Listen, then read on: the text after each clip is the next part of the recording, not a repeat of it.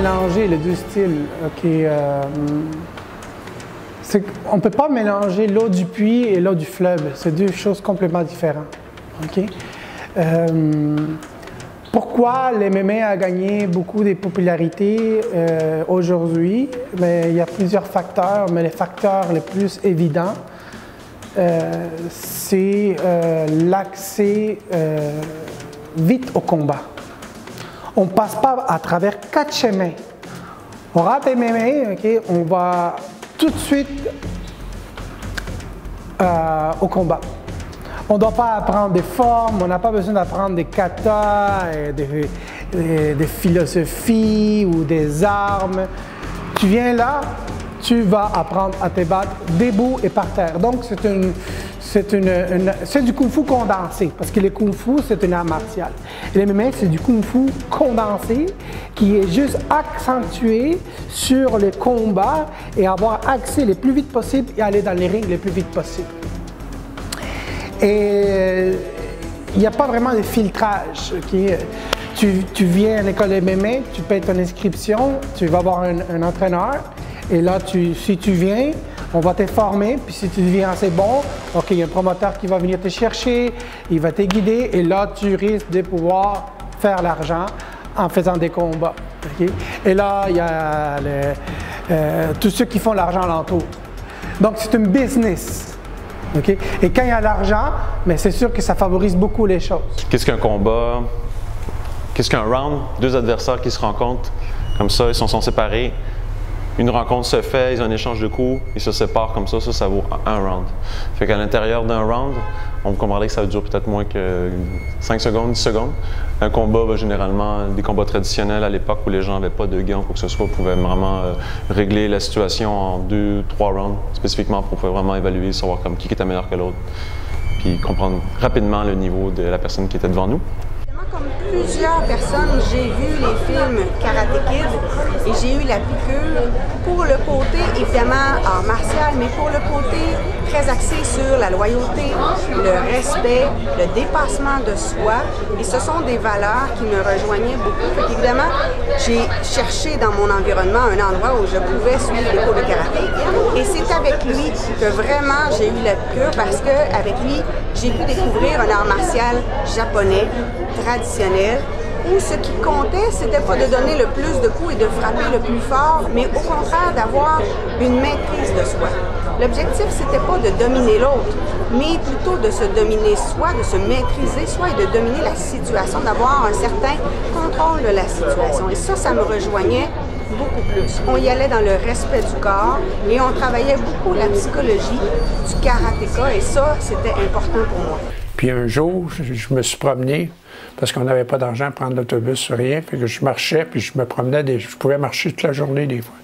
Je me suis ramassé à Outremont, dans un petit garage. J'ai suivi quelqu'un qui avait un kimono avec lui, enroulé avec sa ceinture. Puis là, ça m'intriguait, parce que j'avais déjà lu un documentaire, une chose sur quelqu'un qui cassait des briques, puis des choses, puis je l'avais vu avec une ceinture. Ça m'intriguait.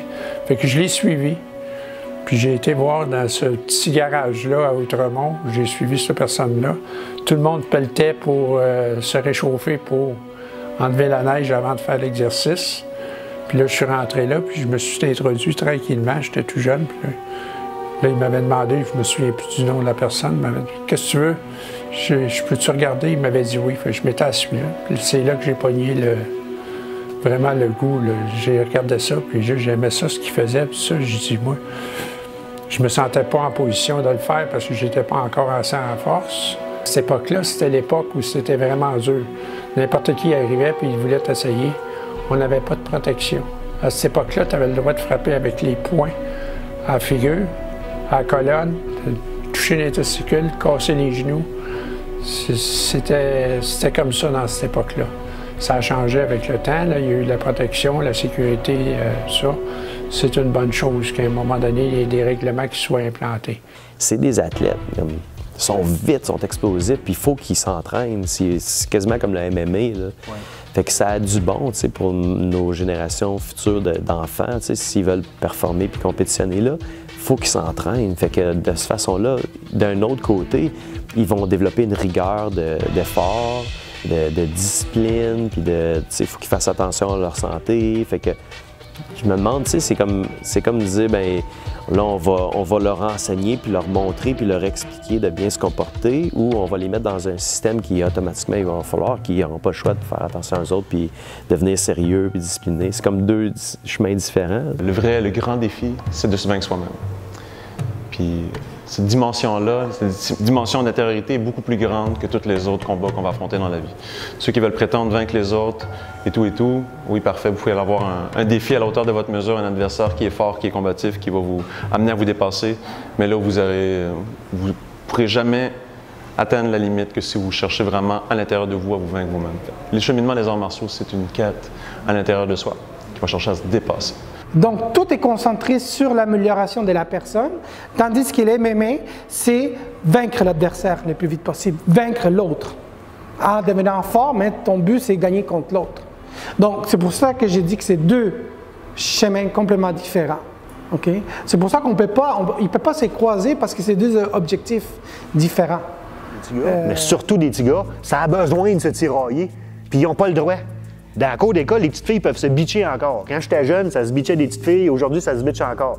Quand j'étais jeune, les petits gars, ça se tiraillait. Puis selon moi, ça n'a pas bien changé en 20 ans. Ça devrait encore se tirailler, mais ils n'ont pas le droit. Jamais. Maintenant, il faut, là, tu peux aller lire l'échelle là-bas, il faut que je te dise, je suis fâché parce que.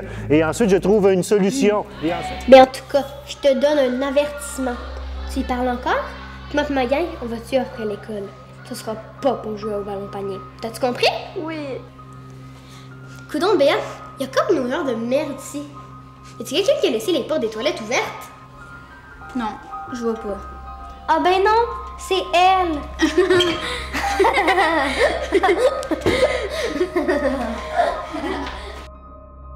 Donc, ils n'ont pas de défoulatorium, les jeunes. Et quand ils arrivent au jeu pour la première fois, puis on leur apprend comment tomber, là, ils trouvent ça un peu compliqué puis plate, mais après ça, on commence à faire du combat au sol. Qu'est-ce qu'il faut que je fasse? Il faut aller à terre. Là, les yeux ouvrent, gros, hein? J'ai le droit. Puis là, t'es voué, là, aller, là, puis là, ça sort, là, puis là... Tu sais, je te donne un exemple.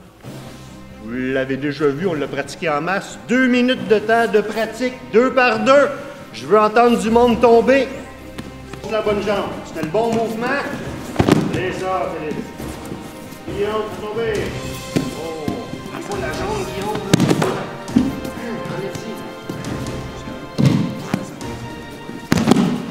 En japonais, si vous n'êtes pas capable d'en faire 10, c'est pas grave, mais je veux pas que vous vous reposiez et dire « Ah, je suis capable d'en faire. » Hein? On fait des efforts, on essaie, on travaille fort.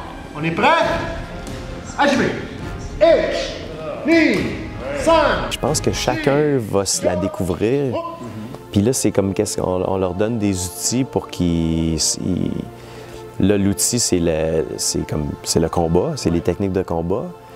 Dans un cadre, l'outil, dans le cadre qu'on leur offre, si ils travaillent ça, puis ils font partie d'un groupe, ils ont des influences positives dans le groupe, puis des leaders.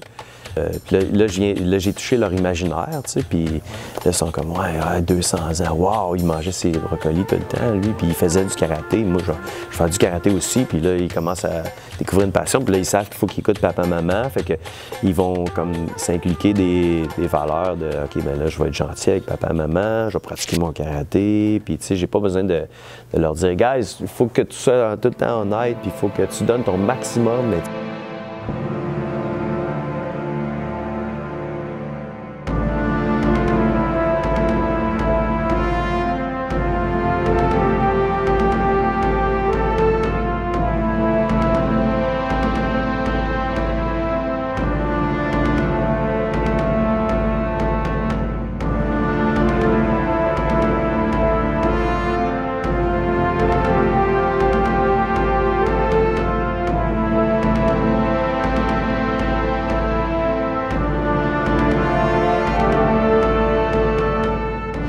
Pour enseigner, il faut avoir les étiquettes, okay? Il faut avoir des cérémonies, il faut avoir des protocoles. Okay?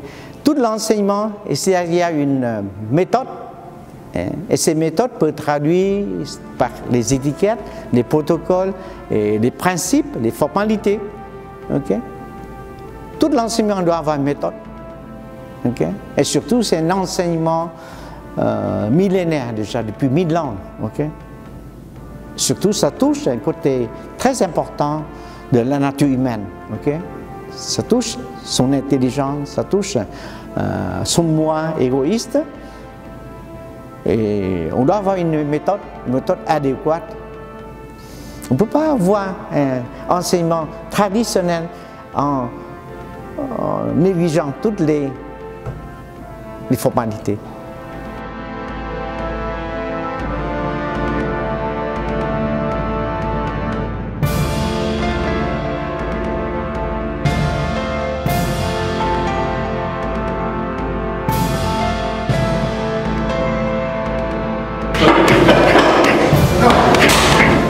C'est la forme, hein? Ouais, t'as raison.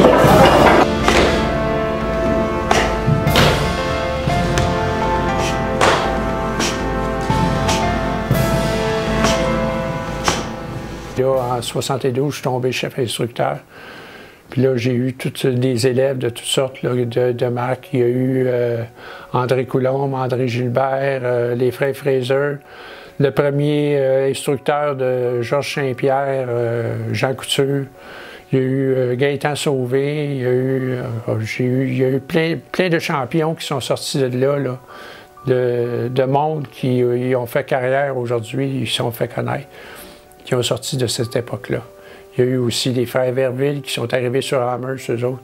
Ils ont commencé sur Amherst. Gaëtan, Gérald, Gaston, eux autres ont commencé là. Fait que ça a été un petit peu l'époque du début du karaté. À ce moment-là, les gens entre styles se chicanaient. Le Shotokan était bon, l'autre c'était le Kyunshinkai, l'autre c'était le Shorin Ryu. Ça, c'était la dispute des styles. Ça voulait... Ils étaient tous bons, mais c'était l'époque où chacun voulait faire sa marque, tout ça. Puis il y a eu entre-temps Chong Li qui est arrivé de Taekwondo en 1964. Ça, c'était un grand monsieur. J'avais été le voir au 36-37 métropolitain en haut. On avait échangé tout ça avec ses élèves. À un moment donné, on échangeait, il venait chez nous. Roger n'aimait pas ça, mais moi, j'échangeais. Quand il n'était pas là, je disais, venez à telle heure. On s'échangeait, tout ça, parce que je trouvais qu'eux autres, ils avaient des bonnes jambes, tout ça. C'est comme ça que j'ai développé mes jambes avec eux autres. J'avais des très, très bonnes jambes. La vérité n'est pas dans un style, elle est dans tous les styles. Absorbez ce qui est bon, puis rejetez ce qui n'est pas bon pour vous. Parce que ce qui est bon pour moi ne peut pas être bon pour vous, puis ce qui est bon pour vous ne peut ne pas être bon pour moi. Il y a des techniques qui vont fonctionner sur certaines personnes, puis il y a des techniques qui ne fonctionneront pas sur d'autres personnes. Fait que tu peux arriver et frapper un coup de poing sur un, puis ça va marcher, puis sur l'autre, tu vas juste faire ça, puis ça va fonctionner. Ça dépend des gens, ça dépend des choses. Si tu prends la physionomie des gens aussi, ça rentre tout en gros. Le rôle du maître ou de l'instructeur, c'est pouvoir s'adapter à chaque étudiant. Et chaque étudiant, c'est un cas particulier. Okay? Et l'objectif des arts martiaux, c'est aider la personne à devenir une meilleure personne dans toutes les sphères et pas juste dans les combats. Le combat, c'est juste une manifestation de l'art martial. Okay? Et il y a l'enseignement de la philosophie. On doit enseigner la philosophie parce que la philosophie va s'assurer que les pratiquants puissent utiliser les techniques d'autodéfense qui sont des techniques pour faire mal à d'autres personnes, mais à bon essence. Okay? Il faut de la bonne manière. Donc la philosophie va encadrer la personne à pouvoir utiliser les techniques au bon moment, de la bonne manière. Et ça prend du temps. Vraiment ma plus grande peur. Mais j'ai décidé de foncer quand même. Parce que dans le Kung Fu, on vous apprend à développer le courage. Je cherche un dojo qui a des bonnes valeurs familiales, puis le groupe d'instructeurs, on voit qu'ils se consultent, qu'ils se parlent, parce qu'il y a toujours une thématique, il y a toujours une raison du pourquoi qu'on fait. Premièrement, Sylvain, c'est un des plus grands maîtres que j'ai rencontré de ma vie. C'est lui qui m'a appris le karaté depuis. Moi, j'ai choisi le karaté parce que c'est avec ça que j'ai commencé. C'est ça qui me motive le plus, c'était la santé, et non seulement la santé physique, mais aussi la santé mentale. Donc, ça te met dans un état de paix intérieure. Donc, tout le monde a des situations à l'extérieur, dans la vie de tous les jours, où il arrive des événements où tu deviens stressé ou peu importe, tu es anxieux par rapport à quelque chose. moi, en tant qu'étudiant, c'est durant les examens ou juste avant les examens. Gérer les émotions, il faut gérer le stress et il faut respirer. Et ça, ce que je réalise aujourd'hui, c'est en donnant des cours et en participant à des démonstrations, ça m'a permis de développer des qualités, des habiletés. Je pense que quand nous autres, on enseigne les arts martiaux puis on parle de ça, je trouve que qu'est-ce qui est encore plus important que ça, c'est comme l'intervenant, comme le modèle que tu as. Ouais. Puis comme instructeur d'arts martiaux, on a un impact très, très influent chez les jeunes. Puis si tu arrives à faire en sorte qu'ils te font confiance, oui. Là, ils vont faire, comme ils vont te suivre, ils vont regarder comment tu te comportes, mais ils vont être... Parce que moi, je trouve que c'est une très belle chose qui m'a apporté beaucoup de bien et qui peut apporter beaucoup de bien autour de moi, en partageant, en enseignant, comme ça. J'espère un jour qu'on va voir la passion du kung-fu grandir dans la culture québécoise. Mais quand je suis pas habillé en kimono, là, « Hey, salut Sensei! » Tout le monde là, sort quasiment de sa classe pour dire « Salut Sensei! » Je comprends, puis c'est pas ça que je recherche, là, me valoriser comme individu, c'est pas pour ça que j'ai fait le judo, mais je comprends que pour ces enfants-là, je suis une personne qui leur permet de sortir du cadre normal de leur vie, puis de triper énergétiquement parlant en se dépensant d'une manière qu'ils ne peuvent pas se défouler de même ailleurs. 2001, j'ai rencontré Sensei Nishiyama, qui est décédé malheureusement en 2008, là, mais depuis 2001, dès que j'ai rencontré ce maître-là, je suis allé m'entraîner en Californie où il y avait son dojo à chaque année. Et ça a été une belle expérience. Il y a ce maître japonais-là, Sensei Katsumata, qui est venu s'établir au Québec. Et je l'ai suivi depuis ce temps-là. Sensei Katsumata, c'est pour moi un mentor. Par son charisme et par sa technique puis sa philosophie, c'est quelqu'un qui s'entraîne encore puis qui cherche toujours à comprendre puis à perfectionner sa technique. Fait que Sensei Katsumata vient dans notre dojo 3 à 4 fois par année. C'est lui qui est le responsable technique au Québec et qui fait les passages de grade et qui donne des séminaires à nos étudiants. Fait qu'on s'assure de maintenir la qualité technique par notre instructeur, Sensei Katsumata.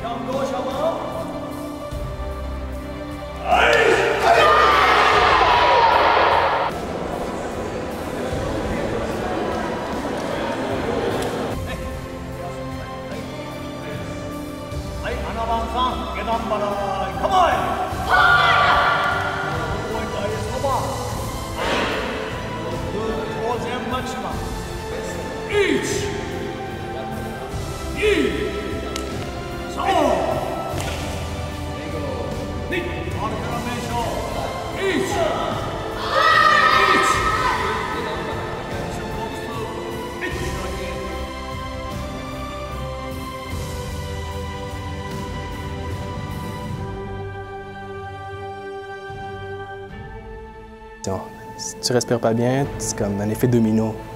Si tu respires bien, bien, tu vas tout engendrer comme une bonne énergie. Puis ça, j'ai appris vraiment avec les arts martiaux. Beaucoup avec le karaté aussi, énormément avec le karaté. Puis j'ai trouvé que le jiu-jitsu a développé ça encore plus, cet aspect. Je vais rentrer mon pouce dans sa nuque. Là, je viens pour le choke. S'il ne défend pas, je le choke. Fait qu'il va apporter ses bras comme ça. Moi, ce que je vais faire, je vais utiliser mes jambes, mon corps. Ce que je veux, c'est monter son bras puis utiliser mon corps. Fait que si j'ai besoin d'utiliser ma main pour pousser, je pousse. Je vais amener mon corps sur son triceps puis aller comme un genre de gift wrap. Mais ma main qui est à sa tête, je m'en viens prendre une grippe ici vers son triceps. Une grippe serrée. Right? Je le garde comme ça. Là, à partir de cette position-là, qu'est-ce qu'il risque de faire pour sortir de ça? Bridge, puis il va aller comme ça. Et ça, c'est ce qui est le plus fréquent. Si bridge vers moi, ce qu'il devrait peut-être faire, moi, je veux utiliser tout mon corps pour le ramener, puis l'amener comme ça. Si bridge directement là, il va monter, je passe ma jambe par-dessus, je reviens avec son bras. Right? Parce que ça va arriver. Je vais aller pour ça. Bang, il défend, j'utilise mon corps, puis là, je veux venir crocheter son bras juste ici, puis je me fais lourd. Si bridge, puis il s'en va par là, il va me le donner. Ça va.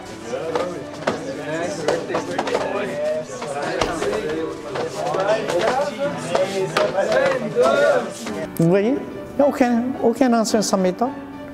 Sinon, c'est des connaissances empiriques, pour ramasser à droite, à gauche, comme ça.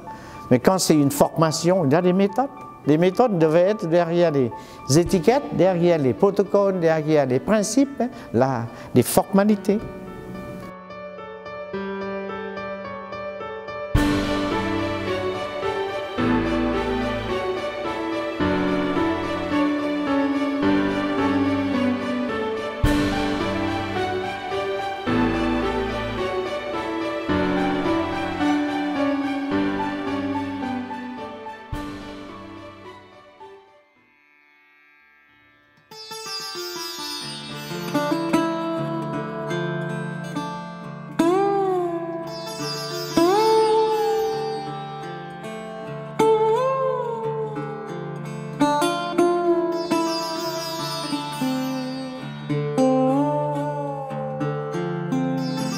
On se pose la question, est-ce que la tradition a encore sa place dans un monde où tout va à une vitesse éclair et on est constamment en train de changer? Et c'est une question qui est pertinente, mais c'est important de pouvoir examiner et bien répondre. Car les écoles traditionnelles, que ce soit le kung-fu traditionnel, le karaté, le jiu-jitsu, il y a un rôle essentiel à le développement de l'être humain. Et surtout aujourd'hui plus que jamais. C'est une crise culturelle. Même si on voit des sportifs de MMA prendre comme ça à la télévision, des Las Vegas Palace qui accueillent des centaines de milliers de personnes, des spectateurs pour voir des gens combattre, la culture des arts martiaux est en perte de vitesse, c'est en train de disparaître tranquillement pas vite. Oui, il s'est libéré beaucoup, le taekwondo. Ça demeure quand même délicat dans une certaine mesure parce que dans cette démocratisation, il peut y avoir certaines écoles qui s'éloignent peut-être, selon moi, à mon avis, un peu trop loin de l'origine du taekwondo, du côté traditionnel, ce que j'évite de faire, mais je sais que dans cette démocratisation, si on peut tirer du positif, il faut demeurer vigilant pour continuer de perpétuer les techniques en restant le plus près de la source originale possible, mais tout en continuant de développer aussi les valeurs qui se rattachent au taekwondo, qui sont tout aussi importantes. Moi, j'ai fait beaucoup de compétitions sportives, puis on était plus, puis là, après ça, fin 90, là, on a fait un shift vers traditionnel avec Sensei Nishiyama, puis jusqu'à il n'y a pas longtemps. Là, puis... Et le MMA répond bien à cette tendance aujourd'hui de cette société moderne, qu'on ne passe pas par quatre chemins, je veux avoir ma réponse, je veux l'avoir tout de suite. Okay? C'est un général, ça, c'est pas juste à l'MMA. C'est comme on s'entraide, on coopère, puis là, ça amène d'autres sets de valeurs. Puis je me demande, tu sais, je me dis, si on développe un sentiment d'amitié, qu'on sent que... Moi, je reviens chez nous, puis je sens que je fais partie d'une gang. Tu sais, je crois beaucoup aux arts martiaux. Moi, j'ai grandi là-dedans, puis j'y crois, puis je veux la même chose pour tout le monde, tu sais, mais, tu sais, comme la discipline militaire là, des arts martiaux pour forcer le respect ou forcer la discipline. Dès le début de l'histoire du Japon, il y a deux clans. Hein? L'un préfère les produits japonais, l'autre préfère évidemment, n'est-ce pas, produits importés, puisque ce sont les meilleurs que les produits japonais. Alors, non, c'est une lutte entre l'esprit traditionnel et l'esprit, je dirais, assez moderne. C'est toujours comme ça. Oui. Oui, même entre karaté et le judo, c'est pareil. Tu peux être vraiment comme traditionnel, puis tu sais, à la japonaise, mais des fois, je sens que pour être allé une couple de fois au Japon, là, on est plus traditionnel que les Japonais. Tu sais, puis des gens qui tirent la tradition, nous autres on fait des arts martiaux traditionnels, puis c'est vraiment traditionnel. Puis les Japonais sont pas comme ça. Tu vas te promener même dans les dojos, puis c'est pas aussi que ça l'est été ici. On dirait que c'est comme l'inconnu, l'ignorance, l'insécurité qui a fait qu'il y a beaucoup de monde dans le monde des arts martiaux qui ont... Concerne, n'est-ce pas, l'avenir je dirais, des arts martiaux, aussi bien le sport, je pense que les Japonais sont assez pragmatiques, n'est-ce pas? On prend ce qui est bon, mais surtout ce qui est beau. Ça, c'est important. Au point de vue esthétique, c'est un clé primordial pour l'adaptation des produits étrangers au Japon. Si on ne considère pas c'est beau, belle, alors on rejette. Mais si le karaté était toujours maintenu au Japon, c'est parce qu'on voit, c'est quelque chose qui est esthétiquement beau. C'est ça. Alors, donc, si vous me demandez l'avis sur l'avenir de notre culture en général, je pense que les Japonais garderont toujours, n'est-ce pas, cet esprit esthétique. Non, on ne peut pas passer outre d'autres principes, d'autres mesures, d'autres protocoles. On ne peut pas avoir un enseignement traditionnel en négligeant toutes les formalités. 1000 ans pour devenir une culture, il faut qu'il passe 1000 ans. Hein. La culture ne se fait pas d'une journée. La source, l'origine, l'identité, c'est tellement important. Même un objet, vous devez avoir une source, une origine. Comment une personne n'a pas pu avoir une identité? Ça devient des repères pour les jeunes. Vous voyez? Oui. On ne peut pas ne pas avoir une identité. Le message que je laisserais, c'est de ne pas s'arrêter à un point particulier. C'est toujours une recherche perpétuelle. Ce n'est pas parce que moi je leur dis que je leur enseigne telle chose que c'est bon. Il faut qu'ils fassent leur recherche personnelle.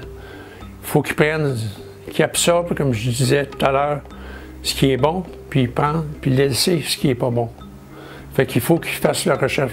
Fait que moi, si j'avais un leg à leur dire, c'est que de ne jamais s'arrêter à un point fixe. Toujours chercher à continuer perpétuellement, puis d'élargir leurs esprits, ouvrir leurs œillets pour regarder ce qui se passe ailleurs, puis d'essayer des choses, de sortir de la zone de confort pour voir qu'est-ce qui se passe.